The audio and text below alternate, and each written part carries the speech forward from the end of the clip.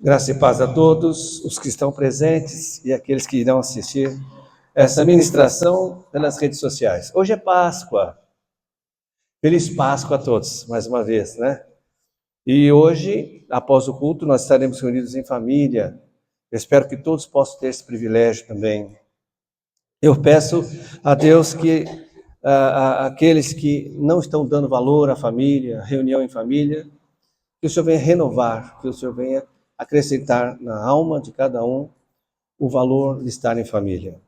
Páscoa é um momento especial na vida do povo judeu e um momento especial, um momento singular na vida da humanidade. Mesmo na vida daqueles que não creem em Jesus, o fato já ocorreu. Páscoa, para nós cristãos, significa vida eterna. Significa a certeza desta vida eterna na ressurreição do nosso Senhor e Salvador Jesus Cristo. E para o judeu, simboliza a libertação da escravidão. E nós vamos ver sobre isso, vamos ver juntos aqui nesta manhã alguns versículos que falam sobre o amor de Jesus, sobre Páscoa. Nós vamos estar juntos aqui nos alimentando da palavra de Deus. O primeiro versículo está em Jó 19, 25. Jó aqui faz uma profecia a respeito de Jesus. Ele disse: eu sei que o meu Redentor vive e que no fim se levantará sobre a terra. Essa é uma palavra profética de Jó. O Redentor é Jesus Cristo. Ali as autoridades religiosas e o governo romano acreditavam ter matado Jesus. Mas ele se levantou. Ele se levantou da morte, ou seja, ele venceu a morte. Não somente a morte física, mas Jesus venceu a morte.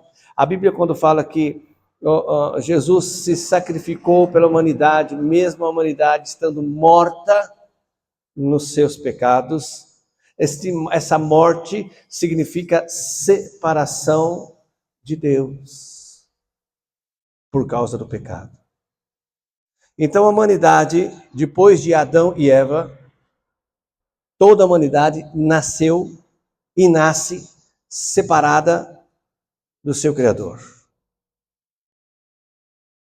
E separada do Criador não existe vida. A separação do Criador, ela trouxe a morte, consequentemente a morte eterna. E a Páscoa está no plano de Deus. Por isso que o Senhor instituiu a Páscoa, para que ninguém se esquecesse que Deus é o provedor da vida. E nós vamos ver alguns versículos e contar um pouco da história de Israel através do Êxodo. Êxodo 12, de 12 a 14, está escrito assim: e eu passarei pela terra do Egito esta noite, e ferirei todo o primogênito da terra do Egito, desde os homens até os animais, e em todos os deuses do Egito farei juízos. Eu sou o Senhor. E aquele sangue vos será por sinal nas casas em que estiveres. Vendo eu o sangue, passarei por cima de vós, e não haverá entre vós praga de mortandade, quando eu ferir a terra do Egito. E este dia vos será por memória, e celebrar-lo-eis por festa ao Senhor.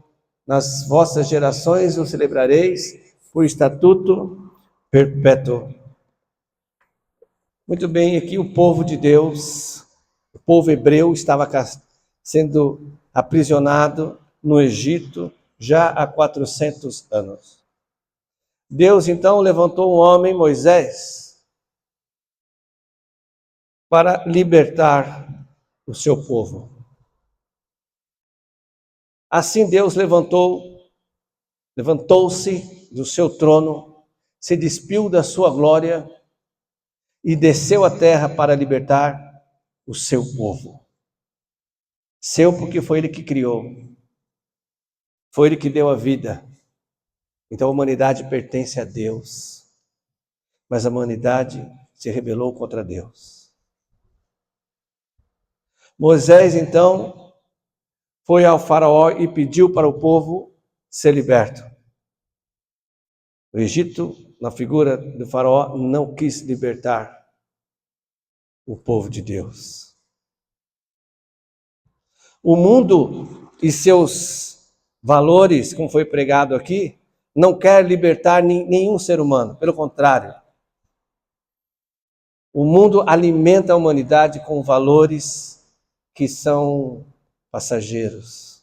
E a humanidade se satisfaz com isso. E morre. E deixa tudo aqui. E vai perecer eternamente sem o seu Criador. Deus, então, mostra ao seu povo que Ele está interessado em libertá-lo das mãos do faraó e manda ali 10 pragas.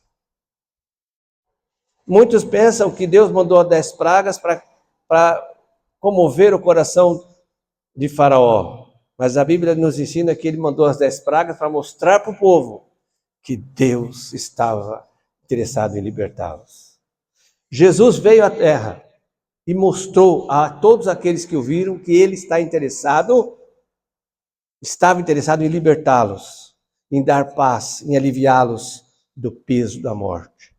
A igreja está há mais de 2000 anos fazendo a mesma coisa, informando a humanidade que Jesus está interessado em salvá-los da morte eterna. A última praga que Deus enviou seria a morte de todo primogênito. Mas vamos aqui nos fixar a morte. E Deus disse a Moisés: fala para o meu povo sacrificaram um cordeiro e o sangue desse cordeiro vai passar na porta de entrada da casa. Quando eu vier, ou seja, esse vier, quando Deus ordenar a morte, ali, ao anjo da morte, para matar, quando eu vir naquela casa o sangue, eu pularei aquela casa e ninguém morrerá naquela casa. Porque eu vi um sangue. Depois Deus instituiu a Moisés os sacrifícios com sangue dos animaizinhos inocentes para perdão dos pecados. Apenas um símbolo.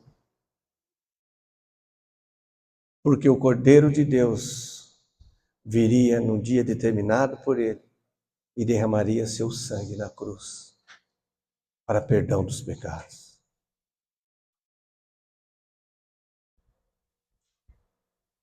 Três dias o Senhor ficou na morte.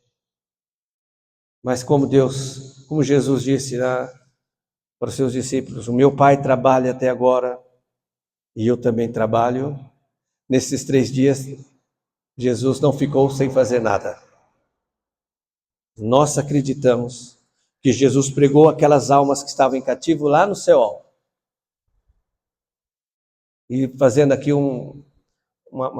parafraseando com a Páscoa, Jesus chegou na terra dos mortos durante os 3 dias e 3 noites que ele ficou na morte e disse: eu sou a sua Páscoa. Aquele que crer em mim, mesmo que esteja morto, viverá. E ali em Pedro, nas cartas de Pedro, o Espírito diz que Jesus subiu e levou cativo quem estava no cativeiro. Depois de 3 dias, então, Jesus ressuscitou para que toda a humanidade soubesse que Ele está vivo. E usou ali os seus discípulos para pregar as boas novas. Jesus vive, Jesus está vivo. Creiam, se entregue a Ele, creia nele. Ele é o Deus que veio para nos salvar. Ele tomou o nosso lugar na cruz, tomou o nosso lugar na morte, para que nós tenhamos vida e a vida eterna. Ele ressuscitou, Ele é a nossa Páscoa, quebrando ali a religiosidade e apenas um ritual nesse dia. Você pode, junto com a sua família, apenas ir almoçar. Pode apenas comer um ovo de Páscoa, né? É o ritual da Páscoa. Mas você pode também, se você ainda não fez, crer em Jesus e se entregar a Ele, para que o sentido verdadeiro da Páscoa mude a sua vida para sempre. Um outro versículo, está lá em João. No dia seguinte, João viu Jesus vindo em sua direção e disse: Eis o Cordeiro de Deus que tira o pecado do mundo. Nós já comentamos aqui sobre Abraão e Isaac. E Deus pediu Isaac a Abraão, seu único filho. A Bíblia fala que Deus deu seu único filho também para morrer para a humanidade. Mas antes disso já tinha configurado quando Deus pediu para Abraão o seu único filho. E na hora que Abraão ia matar Isaac, Deus disse: não faça isso, porque Deus já supriu o cordeiro. E João responde: quem é o cordeiro? Eis o Cordeiro de Deus, que tira o pecado do mundo. Muitos anos depois, muitos séculos depois, a resposta veio: quem era o Cordeiro? Jesus Cristo é o Cordeiro.